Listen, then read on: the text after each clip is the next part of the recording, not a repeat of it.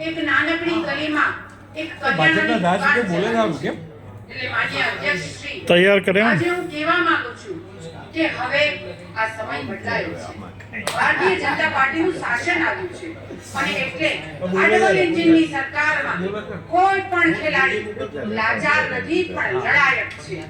આજે ખેલાડીઓને ટ્રેનના ડબ્બામાં શૌચાલયની બાજુમાં નથી બેસવું પડતું, પરંતુ એસી કોચમાં રિઝર્વેશનના કોટા સાથે ગર્વભેર અને ગૌરવભેર પોતે પોતાની સ્પર્ધામાં ભાગ લેવા જઈ શકે છે। એટલું જ નહીં, માન્ય અધ્યક્ષ શ્રી, શક્તિદૂત સહાય યોજનાના માધ્યમથી આવા યુવાનોને વિશ્વ સ્તરે કોચિંગ મેળવવું હોય તો એના માટે પણ સરકાર દ્વારા લાખો રૂપિયાની સહાય કરવામાં આવી છે। માન્ય અધ્યક્ષ શ્રી, આપણે સૌ એ બાબતના ભૂતકાળના સાક્ષી છીએ। ભૂતકાળમાં 1995 પહેલાના સમયમાં રમતગમતના નામે માત્ર એટલું જ હતું કે શાળામાં એક ધૂળિયું મેદાન હોય, એમાં ખાડા ખબડા હોય, રમતગમતની કોઈ વ્યવસ્થા ન હોય, ત્યાં જાઓ પીટીનો ક્લાસ એટલે રમતગમત, છોકરાઓને ઊભા રાખે, બે ચાર હાથ પગ ઊંચા કરાવે એટલે એ રમતગમત થઈ ગઈ।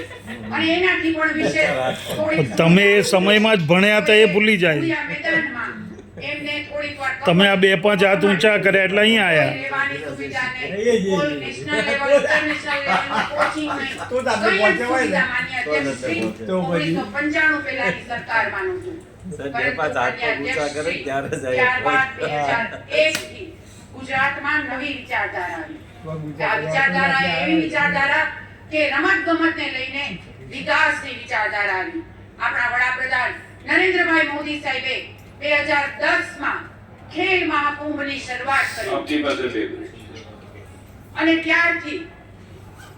ત્યારે 16 લાખ ખેલાડીઓએ આ સ્પર્ધામાં ભાગ લીધો અને અત્યારે આપણે ગૌરવ થાય કે સમગ્ર ગુજરાતના 72 લાખથી પણ વધારે ખેલાડીઓ ખેલ મહાકુંભના માધ્યમથી નેશનલ લેવલે અને ઇન્ટરનેશનલ લેવલે પોતાનું પ્રદર્શન કરી રહ્યા છે।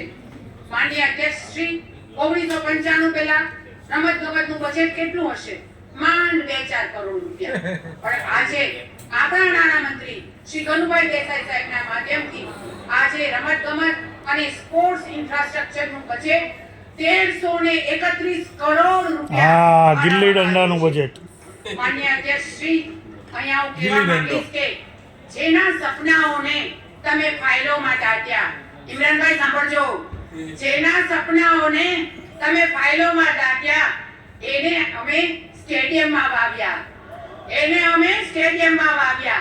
તમે માત્ર હારની વાર્તા કીધી, અમે વિજયના વાવટા લહેરાવ્યા।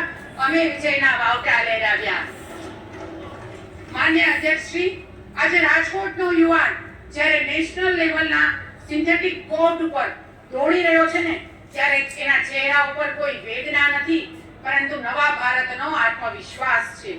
આજે વિશ્વનું સૌથી મોટામાં મોટું નરેન્દ્ર મોદી સ્ટેડિયમ, જેની અંદર આપણને સૌને ગૌરવ થાય કે હમણાં જ